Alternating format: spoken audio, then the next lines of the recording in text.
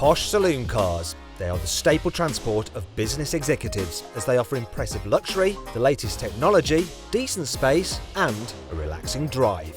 But which did you choose between the BMW 5 Series, the new Audi A6, the Mercedes E-Class, or if you want something that's a little bit more left field and you don't like diesel, the new Lexus ES?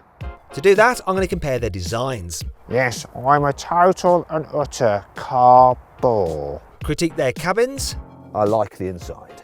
See how practical they are. Oh, I'm stuck. Yeah, I'm definitely stuck.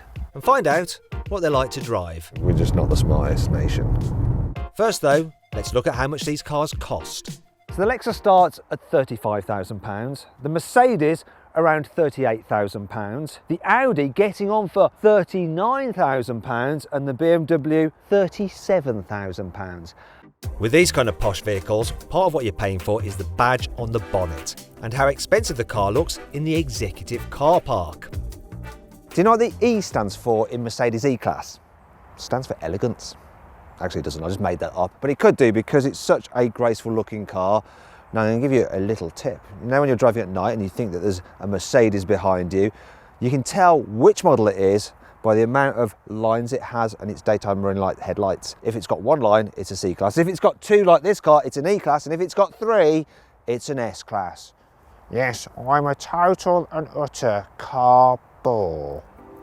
Now, Audi design is often criticised for being a bit of a bore too, but I think the A6 is merely understated rather than just dull.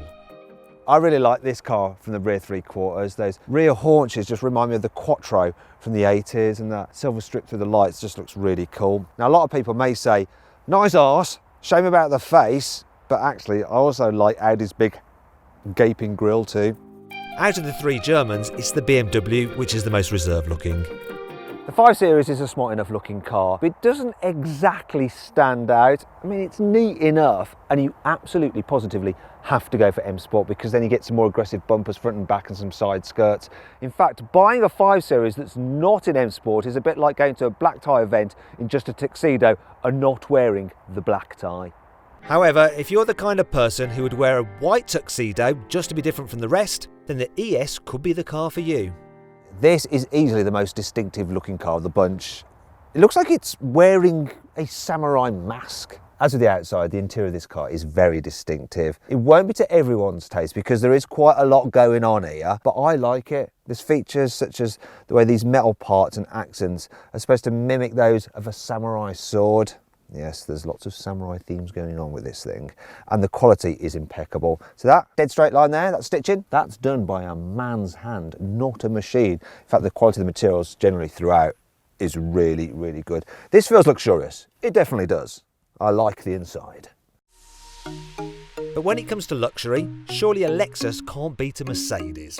Well, the exterior of this car is rather restrained. The inside is rather showy. It's all a bit blingy and look at me. I do like the sweeping design and the open pore wood. And while the materials are generally quite nice, you feel that quality isn't quite so deep as in the other cars. It's more of just a veneer. Like, you tap things, they can feel a bit hollow and cheapy. Also, some of the bits of trim that you do actually touch like there and in the door handle is really budget, and it just lets the side down. The A6 on the other hand does a better job of combining both style and substance. Year after year, Audi always nails car interiors. There's something just Bauhaus about this interior. It's like minimalist, it's just industrial. I love the metallic about the place. You know, it's so uber cool. I mean, really, if you turn this car on, you should think that it would automatically just play techno music. And quality is generally good as well, so soft touch materials about the place feel solid. There's only one or two places where you'll find cheap, scratchy plastics. And even though this is a big block of plastic up here, it just looks expensive enough that it just doesn't matter. Finally, we come to the 5 Series, which doesn't quite have the interior cool of the other cars. But that's not necessarily a problem. I'm just going to come out and say it. This is the least interesting looking interior. However, I cannot fault the quality.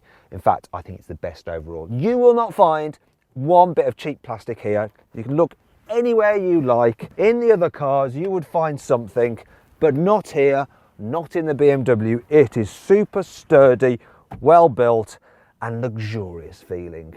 The BMW also leads the field with its infotainment system. As standard, you get a widescreen display and digital dials. It's all very easy to use via the touchscreen or click wheel. It's just a shame that while it has Apple CarPlay, there's no Android Auto.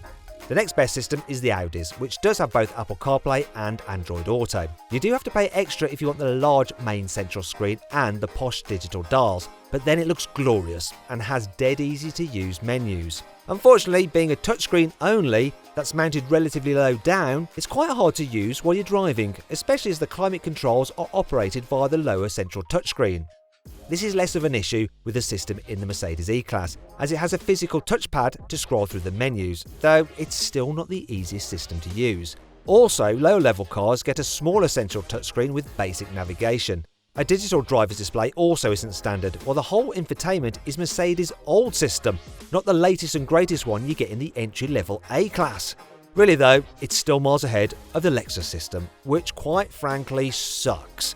It may have a nice bright screen, but the convoluted menus and odd mouse input method make it as easy to use as eating a rump steak with chopsticks. Really, it would test the patience of a saint. On Valium. Speaking of which, is the Lexus any good for helping your passengers relax? Well, it all depends on their height. There's plenty of knee room here in the back. That is really good. What's not so good though is that cool looking sloping roofline means that if I sit back, my head hits the roof. Maybe it's because this car is Japanese and the Japanese are slightly shorter on average than the British. So the average height of a man in Japan, according to Google, is 171 centimetres, whereas in the UK it's 175 centimetres. But we're all kind of short compared to the Dutch. The average height of a Dutch guy is 185 centimetres. I wish I was Dutch.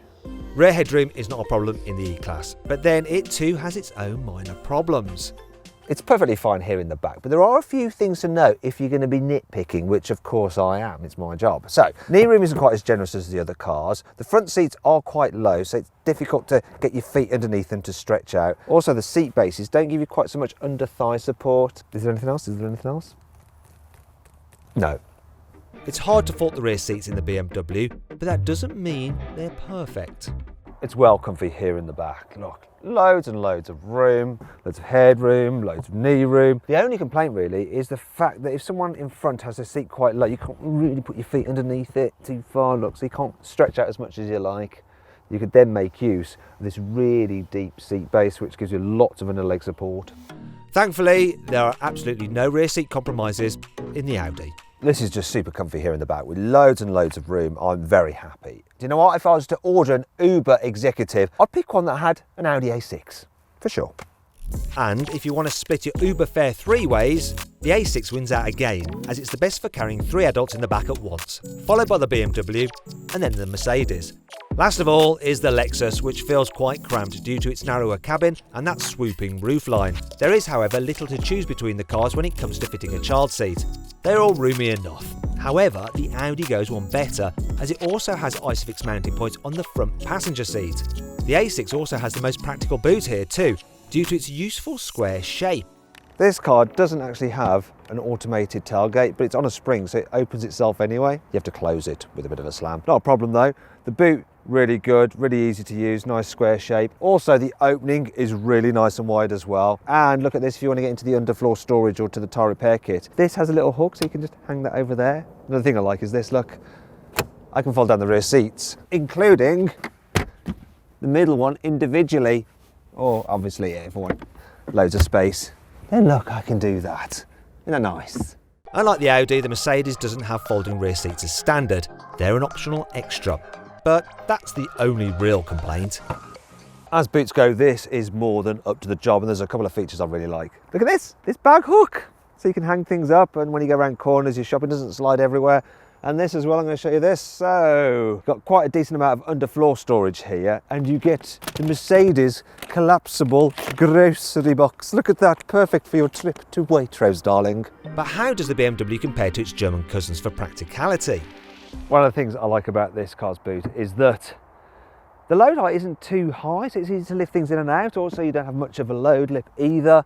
This particular car has fold down rear seats. Look, I just pull these levers here. Have to run around to the back to actually lower them though. As you'll see, decent amount of opening there to push stuff through, and I'm just going to put the seats back because you can get them so they split 3 ways, and then look, you can carry things and people. I'm stuck. Yeah, I'm definitely stuck. You won't ever get stuck like that in the Lexus because it's not available with folding rear seats at all. But it does have an electric tailgate as standard, and unlike with those on the Mercedes and BMW, it doesn't get flustered if you try to hurry it. Look, there you go. And then I can just slam it if I want to. And don't worry, look, it's not broken, of course. It's a Lexus. It all works fine. Well, I'm not so keen on those at the boot. Other than that, it's pretty meh. The load capacity also isn't great on the Lexus. It's about 20% less than the other 3 cars, though its deep design does help compensate for this. The Germans are all pretty closely matched for boot space, but the Audi just beats the Mercedes, which in turn is slightly better than the BMW for carrying luggage. But surely that doesn't matter. After all, the 5 Series will surely win out when it comes to driving, right? This BMW definitely has a sporty feel to it, the way you feel like you're really sitting in it. It actually feels like a smaller car than it actually is. It's responsive as well, the way it goes around corners, it just grips really well, stays nice and flat. The rear wheel drive pushes you along out of corners as well. The steering is sharp, but it's not the best. It doesn't feel quite as nice as the steering in the Mercedes, let's say, which is bizarre. But that's the only weakness. Engine-wise, this 2-litre diesel is all you really need. It's punchy, maybe a little bit noisy. Can't fault the 8-speed automatic gearbox though. It is brilliant, smooth and responsive. It's quiet too, however under acceleration it can seem a little bit noisy, this 2-litre diesel. Then there's the suspension, it's comfy over bumps. This car has the normal suspension, it's fine, but you can make it even better with the adaptive suspension. It really is the complete package. It can be fun, it can be comfy, it can be both. I like it. The Audi A6 sits pretty much bang in the middle of its 2 German alternatives in terms of how it drives. It's almost as comfy as the Mercedes, and it's almost as sharp to drive as the BMW. It's a fabulous, fabulous all-rounder, and the steering's sharp, although you don't really feel much of what's going on with the front wheels. That's my only complaint. Oh, I do have another. When you put your foot down with this 7-speed gearbox that you get with the 2-litre diesel, it does take a bit of time to respond, and it can be a bit jerky when you're manoeuvring around town. You can get an 8-speed with a 3-litre diesel, and that is actually a little bit more sluggish but smoother when you're just coasting. 2-litre diesel engine in this car is punchy enough, quiet enough for a diesel.